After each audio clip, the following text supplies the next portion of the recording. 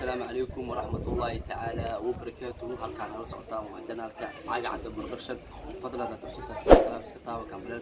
أهلا ومساتين. maanta waxaan hayaa baartu sheekooyinkii mar walba ay tala galay in aan maalin walba aan soo gudbiyo jumlooyinka tii hore waxaa soo tabiyay walaal idinka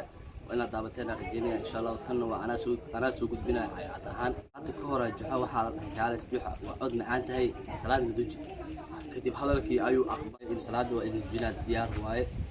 marka salaadii inuu galay oo dujiyay dadkii marka salaadii laga baxay waxay dhahay mahad celin wallahi juxa ما شاء الله قدكاga macaan way juxa soo boodo wuxuu dhahay hadda aan salaad dujinayo weesma qabin laakiin hadaad soo weesa qaato macaan badanahay marka mid kale aan wajinaya taas juxa ahayd waxa waa inaad ka heshaan rajeynaya hadda ka hor in ribaadiya Ameerika dhow Ameerika markuu ku dhigay sidoo marka qoraxdii aan ku dhacday soo qoraxdii ku dhacday oo hotel kamid ah hotelka uu kareystay hotelka على يكري hotelkii على يكري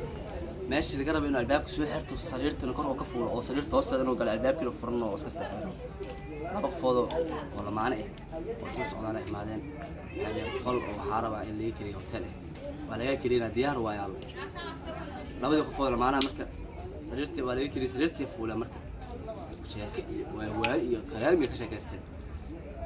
نكيا قبل بحكوا بيبي adiga markaan ku bartay adduunka inaan horteeda keenay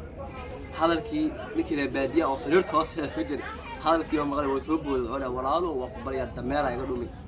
meeshaan waa kireystay hoostaana ku dhuntay dameerkii ay sheegtay hawadii adduunka inaha adigu qorkeen aad ma sitiin asxaabta shakada shakadiisa insha Allah waa inoo markaleeto